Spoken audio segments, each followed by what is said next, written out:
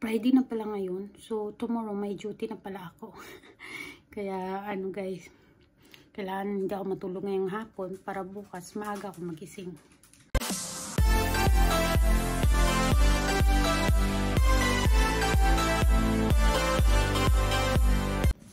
Good morning! Tara guys, kape tayo. Breakfast, kamote. Ay, may visitors ako. Visitors ikaw? Visitors yan? Are you visitors? Chichuche. Tara guys, kape tayo. At saka, kain tayo. Naglaga ako ng kamote. So, 4th day. Today, na wala akong work.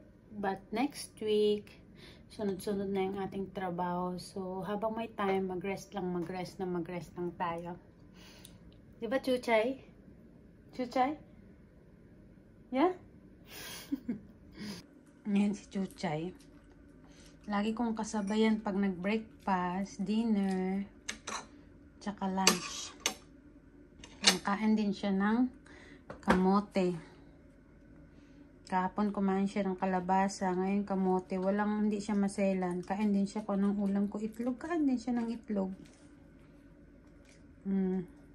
Yummy.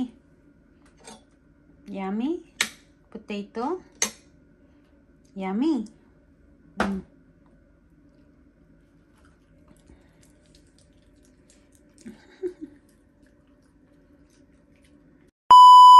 Hi guys! Gabi na naman sa atin dito sa Canada.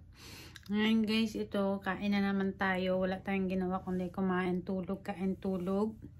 Hanggang sa work tayo ulit sa Saturday. So, ayan yung ulam ko. Kalabasa. At adobong baboy. Pero na konting-konti lang naman na adobo. Naubos ko na kaagad. Yan, kalabasa. Ito yung niluto ko kahapon. At syempre, hindi mawala si Pepsi. Kain tayo, guys. You want food? Lunch? Still not enough your chicken. Here.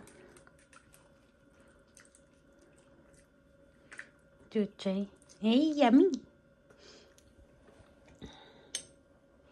Yummy ka pa dyan, Chuchay. Si Chuchay.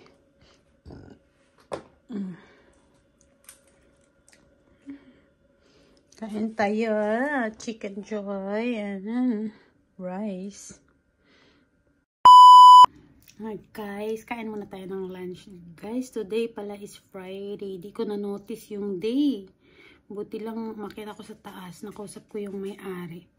Friday na pala ngayon. So, tomorrow may duty na pala ako. Kaya, ano guys, kailangan hindi ako matulog ngayong hapon para bukas maaga ako magising. Chuchay, come here. I'm alone. To eat together. Si Chuchay kasama ko lagi pag kumakain. Mama, going to bank. Okay.